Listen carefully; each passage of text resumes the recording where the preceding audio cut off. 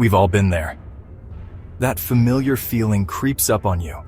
A gentle nudge at first, whispering that it might be time to visit the restroom.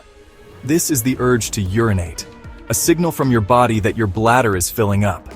As the bladder continues to fill, the urge intensifies, transforming from a whisper to a persistent demand. Ignoring this signal can lead to discomfort and a desperate need to relieve yourself. Most people urinate around 4 to 6 times a day. This can vary depending on factors like fluid intake, diet, and overall health. To understand urination, we need to look at the urinary system. This network filters waste from our blood, converting it into urine. The kidneys, located in the upper abdomen, are the workhorses. They filter blood, removing water, salts, and waste. These waste products form urine. Urine travels down ureters to the bladder. The bladder stores urine, expanding as it fills. Finally, urine exits through the urethra. Sphincters control the flow of urine. The process of urine production is a continuous one, with the kidneys filtering our blood around the clock. As blood flows through the kidneys, tiny filtering units called nephrons remove waste products and excess water. This filtered fluid, now containing a mixture of water and waste products, is called urine. The urine travels from the nephrons into collecting ducts, which merge to form larger ducts that eventually empty into the ureters. The ureters, propelled by smooth muscle contractions, transport the urine down to the bladder, where it is stored until it's time to urinate.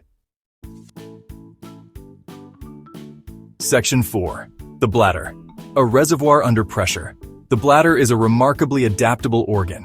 When empty, it's about the size and shape of a pear. As urine flows in from the ureters, the bladder expands, its muscular walls stretching to accommodate the increasing volume. This expansion is possible thanks to the detrusor muscle, a layer of smooth muscle that relaxes as the bladder fills. The bladder walls are also highly folded, allowing for even greater expansion as needed. But there's a limit to how much the bladder can comfortably hold. On average, the bladder can store about 400 to 500 milliliters of urine, roughly equivalent to 2 cups. As the bladder approaches its capacity, the pressure inside increases, triggering the micturition reflex, the body's way of telling us it's time to empty the tank.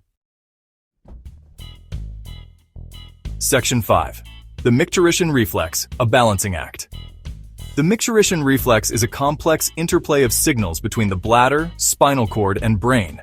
As the bladder fills and stretches, specialized stretch receptors in its walls send signals to the sacral region of the spinal cord. These signals trigger an involuntary response.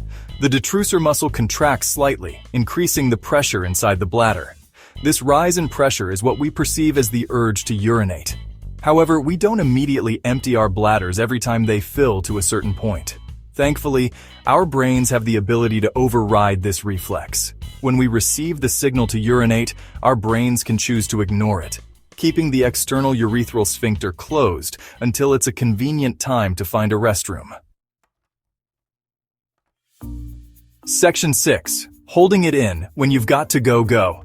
While our brains give us the power to control when and where we urinate, habitually ignoring the urge to go can have consequences. Holding in urine for prolonged periods can weaken the bladder muscles, making it harder to fully empty the bladder over time. This can lead to urinary tract infections, or UTIs, as residual urine in the bladder provides a breeding ground for bacteria. Additionally, constantly resisting the urge to urinate can strain the pelvic floor muscles, which play a crucial role in supporting the bladder and preventing leakage. Over time, a weakened pelvic floor can increase the risk of urinary incontinence, a condition characterized by involuntary urine leakage. So the next time nature calls, listen to your body's signals and heed the urge to go.